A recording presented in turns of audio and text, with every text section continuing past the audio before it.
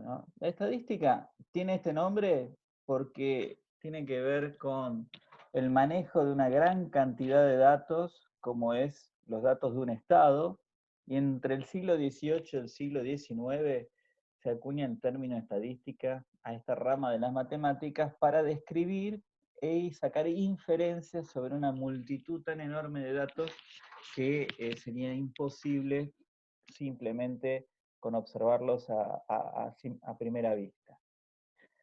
Y la estadística tenemos que dividirla como en dos regiones o dos áreas, una que describe, una que nos permite resumir los datos para describirlos lo más exhaustivamente posible, y otra que nos permite sacar inferencias, ¿sí?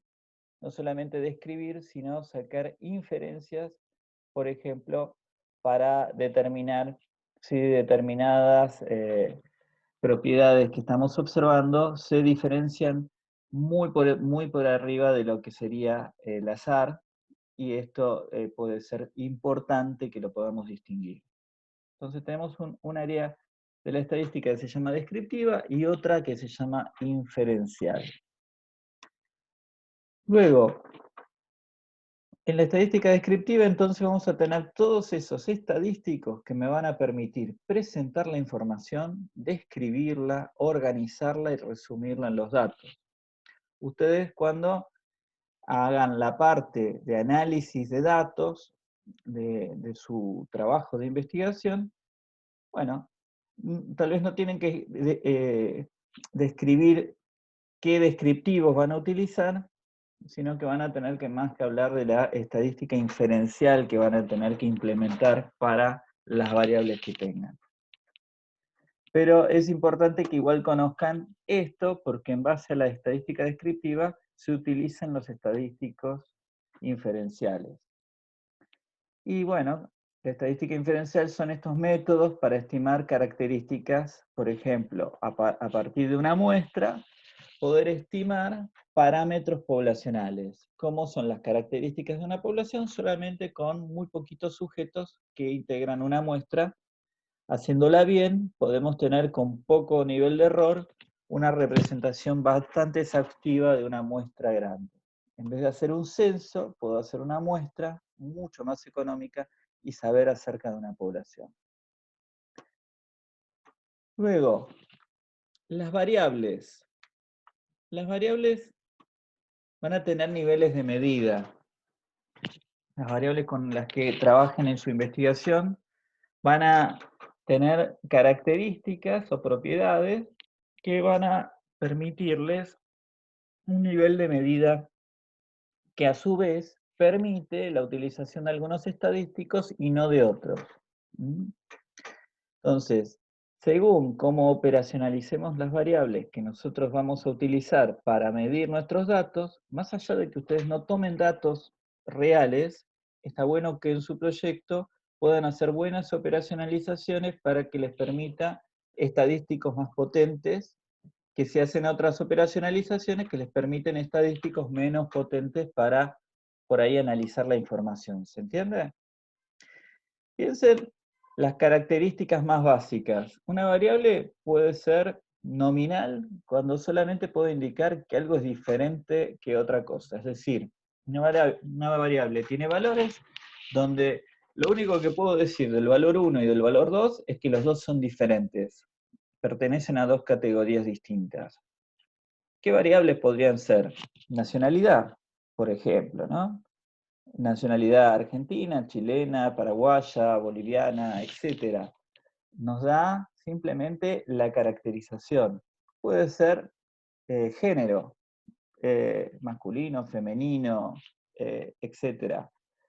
Toda caracterización donde solamente podemos decir si el individuo pertenece a una categoría u a otra, es una variable nominal.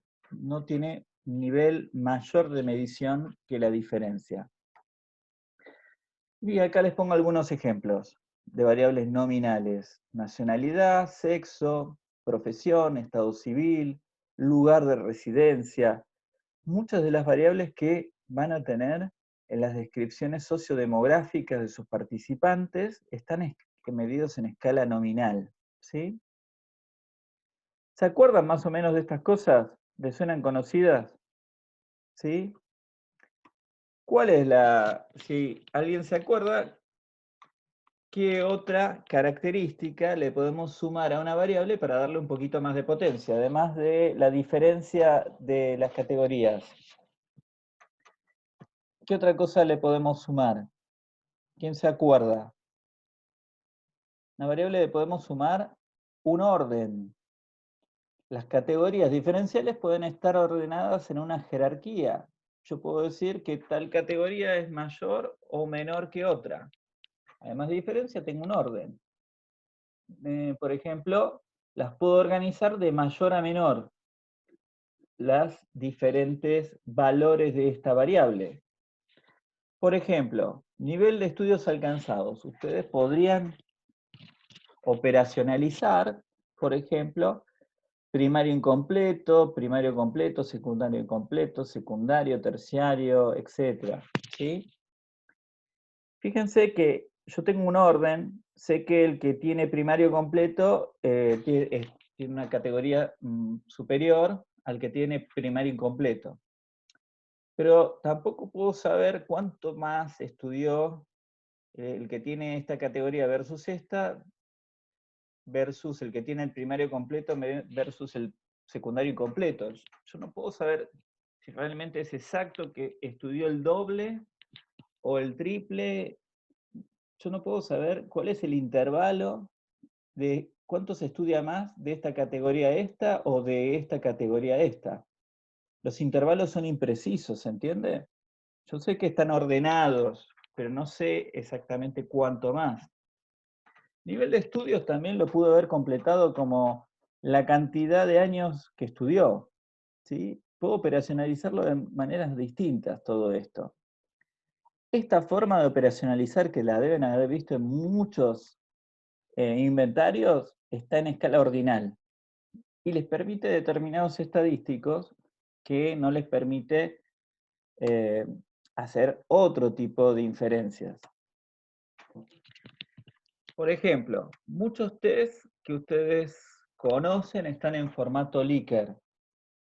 Habrán visto este tipo de presentaciones de muchas encuestas, de muchos tests, donde Likert, que era un psicólogo, estructuró escalas ordinales que van desde totalmente en desacuerdo a totalmente de acuerdo, pasando por estos grados intermedios. ¿Cuánto más es estar totalmente de acuerdo respecto a estar de acuerdo? Es la misma distancia entre estas dos que no puedo decidirme y estoy de acuerdo. ¿Se entiende? El intervalo entre ellas es impreciso. Por eso es una escala ordinal. Ahora, si le sumamos un intervalo preciso, podríamos estar transformando en una variable un poco más potente que antes. Ahora las variables se llaman intervalares y ya entramos en el terreno de las variables cuantitativas. Y las variables cuantitativas ya me permiten, por ejemplo, sacar la media, sacar los desvíos, cosas que no podía hacer con una variable nominal, que podía sacar promedios, por ejemplo, que podía sacar porcentajes, por ejemplo, ¿sí? O frecuencias absolutas. Las escalas intervalares lo que tienen de interesante es que ahora entre cada valor yo tengo un intervalo exacto que me distingue un valor del otro. Tengo diferencia, tengo orden y tengo intervalo. Ahora, ¿qué variables tienen estos intervalos aunque sean arbitrarios en psicología?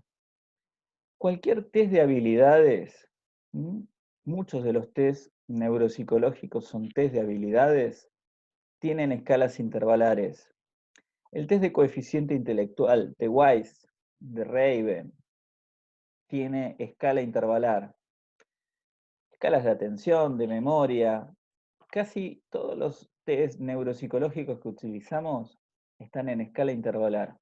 La mayoría de las pruebas que ustedes utilizan. Por lo cual, también pueden utilizar estadísticos bastante potentes, ya que pueden usar la media aritmética, que se puede sacar de estas escalas intervalares que son cuasi cuantitativas. A ver, ¿qué es lo que tiene la escala intervalar que no tiene la siguiente, que es la escala cuantitativa por antonomasia? Es un cero relativo, es un cero arbitrario. Gracias, Gloria. Ya hice entrar a los que estaban en la sala de espera. Gracias. Piensen que esta escala intervalar tiene un cero que es diferente a la ausencia de propiedad. Por ejemplo, una persona que haga mal todo el test de Weiss y tenga un cero en todas las pruebas, ese cero no puede indicar que esa persona tenga cero inteligencia. Así como el 0 grados Celsius no indica cero temperatura, ni que la persona no haya podido reproducir ninguna de las palabras del test audioverbal de Rey, no significa que tenga cero memoria, ¿se entiende? Es un cero arbitrario, es un cero que nos sirve de referencia, pero no es real. Cuando sí tenemos un cero real, estamos en una variable cuantitativa absoluta y se llama escala de razón o cociente, ya que además el cero quiere decir ausencia de propiedad. Y esto lo podemos ver en operacionalizaciones como, por ejemplo,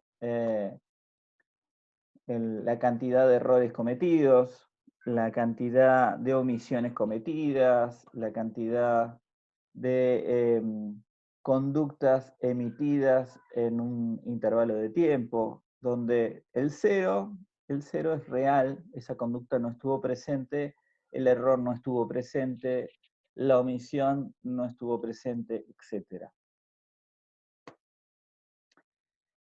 Bien, acá tenemos algunos ejemplos: cantidad de errores, cantidad de aciertos, cantidad de tiempo transcurrido, tiempos de reacción, cantidad de palabras recordadas, etc. Nos pueden servir de escala de razón. Bueno, recordemos ahora que las variables es toda entidad que puede adoptar distintos valores, que puede tener diferentes niveles para desplegar y variar. Una variable justamente varía, no es una constante que está anclada en un solo valor, sino que puede variar en diferentes niveles o valores. Su papel en la investigación puede ser de ser variables independientes, quiere decir variables que causan efectos a otras, ser variables dependientes, que son afectadas por el efecto de variables causales, puede ser variables contaminadoras, son variables que afectan a mis dependientes investigadas, pero no son las que me interesan. Pueden ser variables predictivas. Yo sé que una variable predice lo que le va a ocurrir a otra variable, la llamamos variable criterio, pero no tengo una explicación. Y esto es a nivel investigación. O sea, a nivel estadístico, yo tengo niveles de medida, que son los 4 que les mencioné, y luego esas variables que les dije pueden ser tomadas en una investigación según estos criterios para decir qué papel tienen. Si es una variable contaminadora, voy a tener que controlarla. Si es una variable independiente, la voy a tener que maximizar para ver sus efectos, etc. Ahora, la estadística descriptiva trata de resumir muchos de estos datos que vamos a tener en una investigación en algún número que me permita darme un pantallazo general de lo que le está pasando al conjunto. Entonces, voy a tener medidas que se llaman de tendencia central. Van a tratar de describir y resumirme lo que está pasando en el conjunto de esa muestra, y van a tratar de ir a la centralidad, a los valores que me describen lo que está pasando a la mayoría de esos datos. Va a haber medidas de dispersión, que es cuántos de esos datos están, cada uno de esos datos separados de que marcan la tendencia central. Va a haber otras medidas que me van a indicar la posición y otras medidas de la forma en que se produce la distribución. ¿Cómo es la distribución de esos datos? Vamos a los de medida de tendencia central. Todos ustedes deben estar acordando de estos datos, no les son desconocidos. ¿Mm? ¿Qué estamos viendo acá? Estamos viendo la moda. La moda es el valor más frecuente o los valores más frecuentes en una muestra. Fíjense, de este conjunto de datos, la mayor cantidad de veces que aparece es el dato número 3. El dato número 3 es el dato más frecuente en mi muestra. ¿Se entiende? En esta otra muestra, los datos más frecuentes son dos. El dato 4 y el dato 7, que se repiten 4 veces cada uno de ellos. Entonces, puede serme de utilidad por qué un dato es el más frecuente, porque es lo más habitual en mi muestra determinados puntajes. Y eso es descrito por la moda, el dato más frecuente. ¿Qué es la mediana? La mediana también es una medida de tendencia central. Me está diciendo el lugar que ocupa en la mitad de los datos. A veces, cuando los datos son impares, la mediana es fácil. Es justo el que deja el 50% de los datos por debajo. ¿Sí? En este caso es el 4. Y muchas veces la mediana es muy orientativa de darme una idea general de cuánto vale el valor medio de estos datos. ¿Se entiende? De 2 a 9, 4 es una buena estimación de cuánto es el valor medio de los datos. Ahora, si los datos son pares, tenemos que tomar los dos datos centrales que dejan por debajo al 50 y el 50 por arriba, y sacar el promedio de estos dos datos. Si en este caso fuera el mismo dato, hubiera dado 4. Pero como es 4 y 5, el promedio va a ser 4,5. 4,5 va a ser la mediana. La mediana es muy interesante porque no se ve afectada por las puntuaciones extremas. Por ejemplo, si estuviéramos valorando los salarios en una empresa, los salarios muy extremos, por ejemplo, de los CEOs, que pueden estar a mucha distancia de los sueldos promedio de la mayoría de los empleados, podrían dar una idea distorsionada de que la mayoría de las personas gana mucha plata en esa empresa. Si sacamos la mediana de los sueldos, nos va a dar una medición mucho más exacta que la que me da el promedio, porque no se deja distorsionar por los valores extremos. Vamos a ver que esto lo vamos a hablar un poquito más adelante, pero lo que se llama estadística paramétrica y no paramétrica es que cuando yo no tengo variables que estén en escalas cuantitativas, o cuando las distribuciones no son normales de los datos y demás, voy a usar estadísticos que utilizan a la mediana para hacer sus pruebas de hipótesis y probar si las diferencias son significativas. Eso se llama estadística no paramétrica, ¿sí?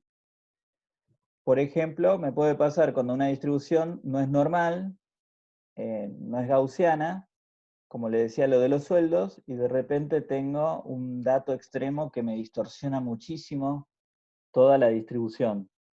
Entonces, esa distribución tan anormal, tan no gaussiana, requiere, por ejemplo, un estadístico que use prueba de medianas y no prueba de medias para no distorsionar los datos y tener una mejor descripción de esa población.